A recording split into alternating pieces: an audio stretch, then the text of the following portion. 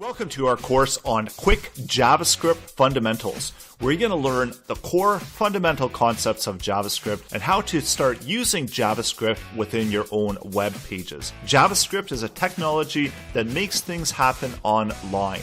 Learn to create dynamic and interactive web pages by applying JavaScript. This course covers all of the core concepts like variables, arrays, objects, functions, loops, conditions, and the document object model, and a whole lot more. JavaScript is fast and responsive, relatively easy to get started with. All you need is a browser to create JavaScript. You can learn to create JavaScript really easily, adding it to your web pages. That's going to work across browsers. It's powerful, and it allows you to extend web functionality. It's executed on the front end. That's why you only need a browser to get started. This course is taught by an instructor with over 19 years of web development experience and ready to help you learn more about JavaScript. So what are you waiting for? Let's get started.